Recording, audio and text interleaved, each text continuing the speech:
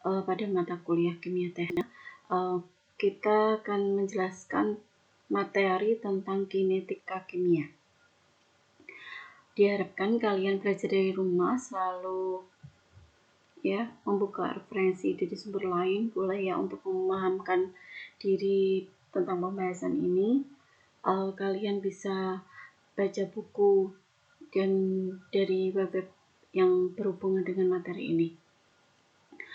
Untuk penjelasan kali ini saya jelaskan kembali tentang kinetika kimia supaya lebih jelas tentang apa yang sudah saya sampaikan kemarin. Oke. Ya. Di kinetika kimia ini, yang namanya kinetik berarti kita belajar tentang sesuatu yang berhubungan dengan kinetika. Kinetik ya. Kinetik itu apa? Kemarin kita sudah bahas bahwa sesuatu yang bergerak itu berarti dia mempunyai energi kinetik kalau di dalam fisika ya. Kalau kinetika kimia berarti zat kimia yang melakukan pergerakan atau bergerak ya. Apa itu untuk kinetika kimia di sini yang berhubungan dengan kinetika? Yaitu tentang reaksi kimia. Kenapa reaksi kimia yang dibahas di sini? Karena yang menyebabkan pergerakan di dalam zat kimia itu adanya kecepatan atau laju reaksi di dalam reaksi kimia. Oke. Untuk reaksi kimia adalah proses berubahnya reaksi menjadi hasil reaksi. Jadi ada reaksi sama reaksi ini ya menghasilkan yang namanya hasil reaksi. Nah, proses reaksi kimia itu bisa bersifat cepat juga bersifat lambat ya. Contohnya yang cepat itu bensin ya. Bensin terbakar lebih cepat dibandingkan dengan minyak tanah. Ya.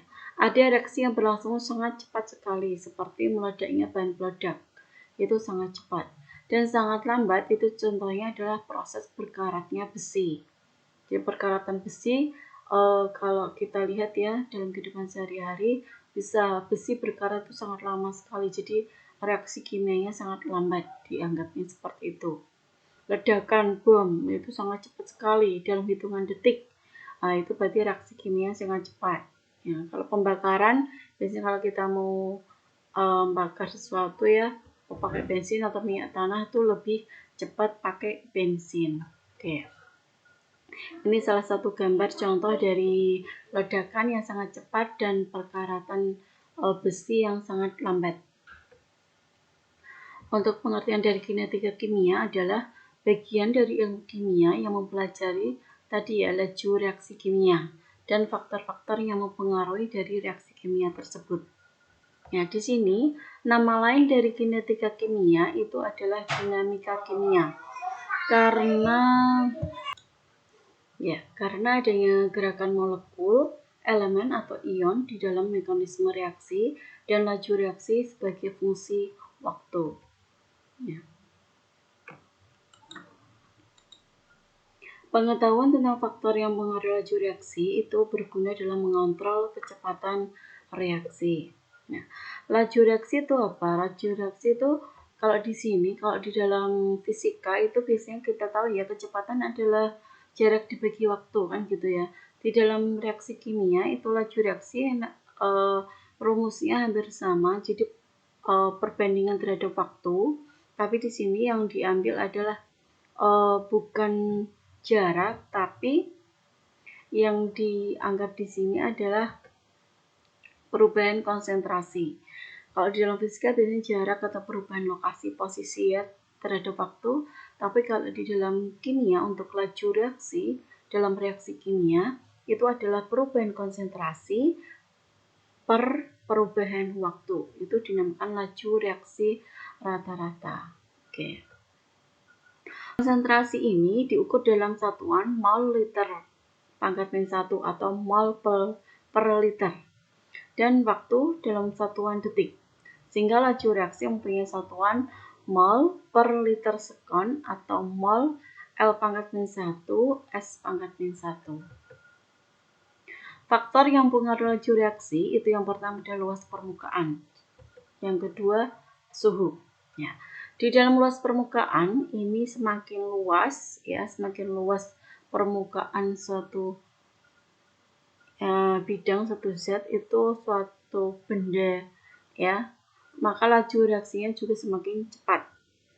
Begitu juga untuk jika semakin kecil luas permukaannya, ya, maka juga semakin kecil juga reaksi kimianya, jadi lambat. Yang kedua, suhu. Semakin tinggi suhunya, di sini dijelaskan suhu pada suatu reaksi yang berlangsung dinaikkan, maka istilahnya suhu naik, ya, suhu semakin tinggi, maka dia akan semakin aktif bergerak, otomatis reaksi kimia juga semakin cepat, ya, cepat. Sebaliknya, jika suhu turun, dia partikelnya semakin tak aktif, ya, sehingga laju reaksinya menjadi lambat. Oke, untuk selanjutnya adalah katalis, terus konsentrasi, dan tekanan. Ya, katalis. Apa itu katalis? Katalis adalah suatu zat yang mempercepat laju reaksi kimia tanpa mengalami perubahan atau terpakai oleh reaksi itu sendiri. Ya, jadi zat yang bisa mempercepat laju reaksi itu apa? Namanya katalis, ya, diingat-ingat. Tapi katalis ini tidak merubah zat pada reaksi itu tanpa mengalami perubahan apapun. Kemudian konsentrasi, otomatis katalis semakin banyak semakin cepat, ya, laju reaksinya. Untuk konsentrasi ini juga sama, semakin naik konsentrasinya maka semakin cepat juga untuk laju reaksinya. Ya, dan sebaliknya, jika semakin konsentrasinya turun juga semakin lambat. Ya, di sini dijelaskan semakin tinggi konsentrasi maka semakin banyak molekul reaktan yang tersedia dengan demikian kemungkinan pertumbukan akan semakin banyak. Nah, kalau pertumbukannya semakin banyak maka kecepatan reaksi juga ikut meningkat. Yang kelima adalah tekanan. Ini juga sama, semakin tinggi tekanannya maka laju reaksinya juga semakin cepat, ya. Peningkatan tekanan akan meningkatkan laju reaksi. Demikian juga sebaliknya. Jadi dari kelima ini, jika semakin naik akan semakin cepat dan jika turun menjadi lambat. Efek dari luas permukaan tadi yang pertama yang mempengaruhi adalah di sini, ya, tadi sudah dijelaskan semakin luas maka semakin cepat. Nah, di sini reaksi itu dapat berlangsung jika partikel bertumbukan dengan partikel lain. Semakin luas permukaan dari zat padat bertambah besar, ya, peningkatan luas permukaan dari zat padat ini. Semakin zat padat terbagi menjadi bagian kecil-kecil, semakin cepat reaksi juga berlangsung. Bubuk zat padat biasanya menghasilkan reaksi yang lebih cepat dibandingkan sebuah bongkah zat padat dengan massa yang sama. Contoh suatu reaksi logam magnesium dengan larutan asam hidroklorida. Di sini reaksi melibatkan tumbukan antara atom magnesium dengan ion hidrogen, ya, Mg ditambah 2H+. Jadi hasil reaksinya adalah Mg2+ plus H2. Nah, ini adanya ion hidrogen, ya. Dia di sini but not in the center of the lump. Di sini tidak ada pusatnya, jadi masih membentuk dirinya sendiri atomnya. Kalau di sini setelah dia bereaksi dia ada pusatnya sendiri. Jadi ini atomnya saling berikatan seperti itu. Kemudian dari suhu, semakin tinggi suhunya maka semakin cepat untuk reaksinya, ya, laju reaksinya. Nah, sebagian besar berlangsung dalam temperatur ruangan. Laju reaksi akan berlipat setiap kenaikan 10 derajat Celcius suhu. Nah, perhitungannya ini meliputi frekuensi dari tumbukan dua partikel gas itu berbanding lurus dengan akar dari temperatur dalam satuan Kelvin. Nah, di sini diingat-ingat bahwa 0 derajat Celcius itu sama dengan 273 Kelvin. Kalau 20 derajat Celcius menjadi 293 derajat Kelvin, ya. Nah, di sini kita memakai rumus ini, ya, frekuensi ditemukan dua partikel, ya kan, dua partikel dari suhu ini ke sini. maka ini perbandingannya suhu akhir dibagi dengan suhu awal di akar. Nah, 303 dibagi dengan 293 di akar sama dengan 1,017. Nah, untuk persentasinya maka dikalikan dengan 100%. Kalau dikalikan 100%, maka akan diperoleh 1,7% peningkatan dari tiap kenaikan suhu ini setiap 10 derajat Celcius. Kan 20 ke 30 itu 10 derajat ya. Oke, lanjut. Tumbukan-tumbukan akan menghasilkan reaksi jika partikel-partikel itu mempunyai energi yang cukup untuk memulai suatu reaksi. Energi minimum yang diperlukan dalam suatu reaksi itu disebut dengan aktivasi energi. Nah, di sini digambarkan dalam diagram Maxwell-Boltzmann. Di sini grafik hubungan antara energi dengan jumlah partikel. Semakin banyak jumlah partikel itu belum menentukan adanya reaksi. Jadi energi aktivasinya belum tentu cukup di sini. The number of particles represented by the area under this part of the curve don't have enough. Jadi di sini dia don't have enough, tidak punya cukup energi ya to react untuk melakukan reaksi. Tapi setelah dia energinya semakin tinggi, ya semakin besar, semakin ke sini ya. Ternyata di sini mulai adanya activation energy, ada energi aktivasi di sini. Only the number of particles represented by the area. Jadi hanya ada di bawah area ini yang bisa mempunyai high energy. Jadi mempunyai energi yang cukup tinggi untuk melakukan reaksi. Ya, itu yang dinamakan aktivasi energi atau energi aktivasi ya, energi yang cukup untuk melakukan reaksi. Nah, tadi di sini. Partikel-partikel yang berada pada area di sebelah kanan dari aktivasi energi yang di sini ya, yang akan bereaksi ketika mereka bertumbukan. Nah, sebelah kanan ya. Sebagian dari partikel tidak meningkatkan cukup dan tidak menghasilkan reaksi ini yang di sini. Jadi yang ini tidak mempunyai energi yang cukup dan tidak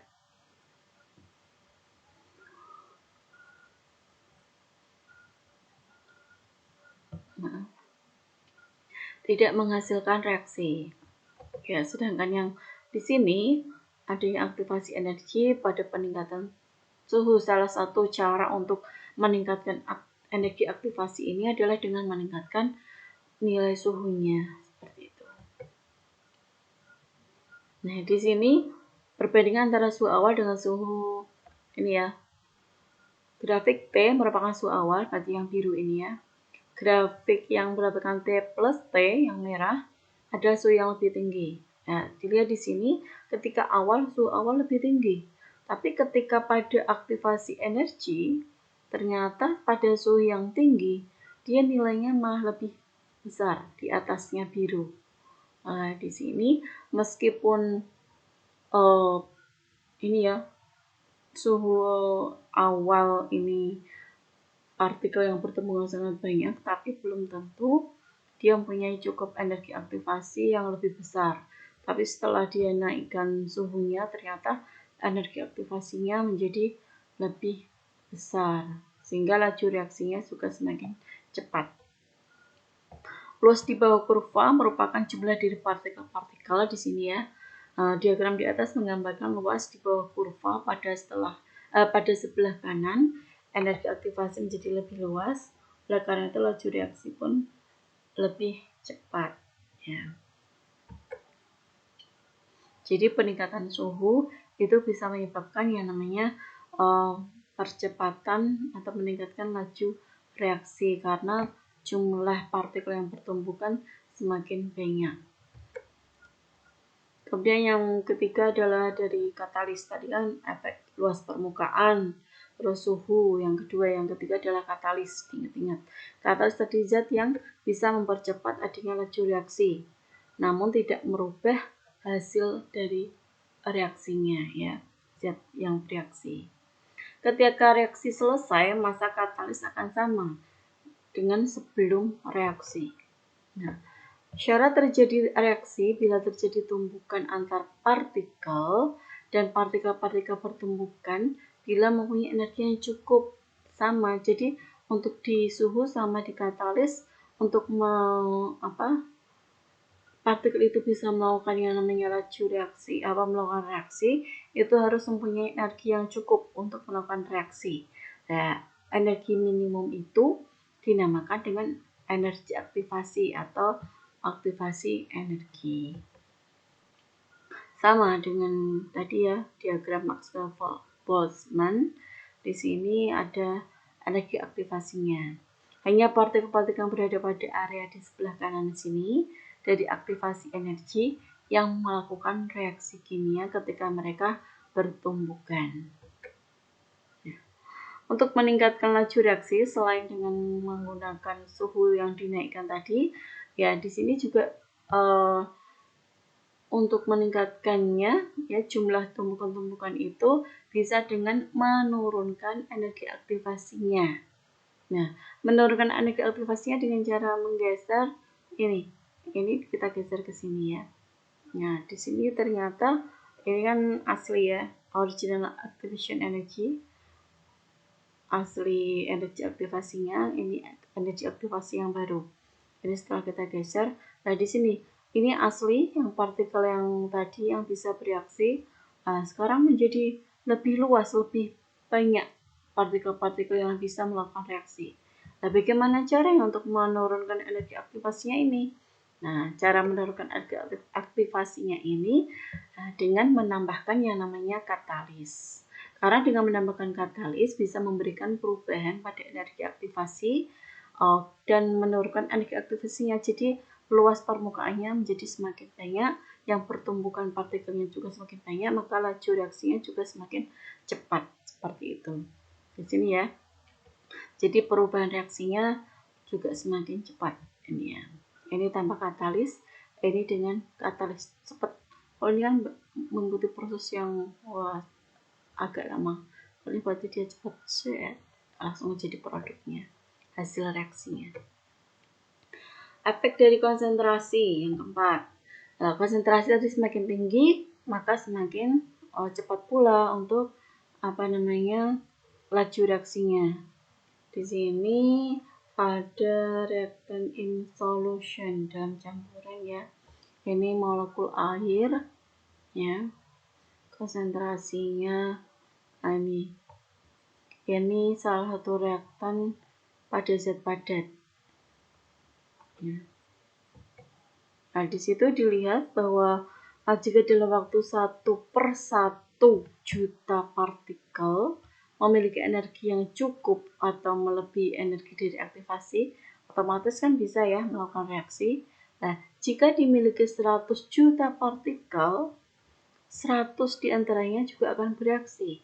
Jika dimiliki 200 juta, ya 200 itu akan bereaksi. Jadi, kalau 1/1 juta, jadi kalau 100 juta, yang bisa bereaksi berapa? 100. Kalau 200 juta, berarti yang bisa bereaksi 200. Jadi, per 1 jutanya. Laju reaksi ini akan berlipat dengan bertambahnya dengan adanya konsentrasi. Efek dari tekanan di sini, semakin tinggi tekanannya, semakin tinggi juga ya untuk laju reaksinya. Di sini dijelaskan bahwa peningkatan tekanan dari gas adalah sama dengan peningkatan pada konsentrasi. Jika dimiliki gas dalam massa tertentu, semakin meningkat tekanannya, maka semakin kecil juga volumenya. Jika dimiliki massa yang sama dengan volume yang lebih kecil, maka semakin tinggi konsentrasinya. Di sini dapat dirumuskan secara matematis dalam keadaan gas ideal, yaitu PV sama dengan nRT. Ya. Di sini disebutkan PV sama dengan nRT. P adalah pressure atau tekanan, V adalah untuk volume, N itu number of mole, jumlah dari mole, R adalah tetapan gasnya R berapa? Di sini sudah diketahui nilainya adalah 8,31442. Kita pakai 2 angka di belakang koma boleh, 1 angka di belakang koma juga boleh, dengan satuan joule per mol Kelvin. Ingat-ingat satuan yang dipakai ya. Terus T-nya adalah temperatur dalam satuan Kelvin. Ya. Yang dipakai adalah pressure, tekanan di sini ya, P-nya. karena RT ini merupakan suatu tetapan ya, R ya. Nah, R pada suhu tetap, ini berarti menunjukkan bahwa tekanan berbanding lurus dengan konsentrasi. Ini dianggap, tadi kan suhu juga berhubungan dengan konsentrasi ya. Maka ini tekanan itu berbanding lurus dengan konsentrasinya. Jika tekanannya ditambah, maka konsentrasinya juga akan semakin besar, banyak. Jika tekanan tinggi, kemungkinan untuk pertumbukan pun juga semakin besar. Ini lower pressure, ini higher pressure. Di sini dilihat ini yang pertumbukan berapa? Ini 1. Ini yang pertumbukan sangat banyak, 1, 2 ya, 3, 4. Nah, ini. Nah, ini juga pada saat ini yang pertumbukan 1, ini pertumbukan ada 2. Jadi pada higher pressure itu meningkatkan tumpukan dari untuk atom partikelnya. Sudah, kalian bisa mempelajari untuk mata kuliah ini kinetika kimia. Apabila ada pertanyaan boleh silakan lewat WA grup ya. Terima kasih. Assalamualaikum warahmatullahi wabarakatuh.